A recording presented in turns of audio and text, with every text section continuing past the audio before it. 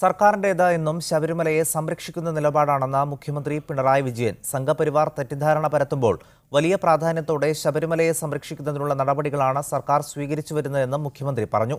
അടൂരിൽ LDF സ്ഥാനാർത്ഥി വീണ ജോർജിന്റെ തെരഞ്ഞെടുപ്പ് പ്രചാരണ യോഗത്തിൽ സംസാരിക്കുകയായിരുന്നു അദ്ദേഹം. ശബരിമല നാടിന്റെയും രാജ്യത്തിന്റെയും പ്രധാന തീർത്ഥാടന കേന്ദ്രമാണെന്നും ശബരിമല ഉത്സവം തകർക്കാനുള്ള സംഘപരിവാർ ശ്രമം തകർന്നുവെന്നും മുഖ്യമന്ത്രി പറഞ്ഞു. ശബരിമലയിലെത്തിയ തീർത്ഥാടകരെല്ലാം ശരിയായ രീതിയിൽ ദർശനം നടത്തി. ആവശ്യമായ സൗകര്യങ്ങൾ ഒരുക്കാൻ സർക്കാരിന് സാധിച്ചെന്നും പൊളിഞ്ഞത് സംഘപരിവാർ അജണ്ടയാണെന്നും മുഖ്യമന്ത്രി പറഞ്ഞു.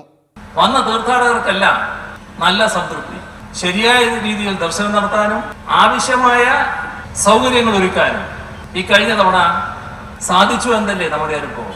മതനിരപേക്ഷതയുടെ കാര്യത്തിൽ കോൺഗ്രസിന് BJPയുടെ സ്വരമാണ്. മതനിരപേക്ഷത സംരക്ഷിക്കേണ്ടതിന് പകരം വർഗീയതയുമായി സമരസപ്പെടുകയാണ്. BJPയുടെയും കോൺഗ്രസിന്റെയും നേതാക്കൾ ഒരേപോലെയാണ് സംസാരിക്കുന്നതെന്നും മുഖ്യമന്ത്രി പറഞ്ഞു. കോൺഗ്രസിലെ ചില പ്രധാനികൾ ഇവിടെ സംസാരിക്കുമ്പോൾ അവർക്ക് BJPയുടെ സ്വരത്തിൽ നിന്ന് വ്യത്യസ്തയുണ്ടോ? BJPയുടെ തന്നെ ആളുകൾ സംസാരിക്കുന്ന അതേ കാര്യം കോൺഗ്രസിന്റെ നേതാക്കൾ സംസാരിക്കുകയല്ലേ? എങ്ങനെയാണ് അത്തരമൊരു നില വരുന്നത്? മീഡിയ 1 പത്തനംതിട്ട.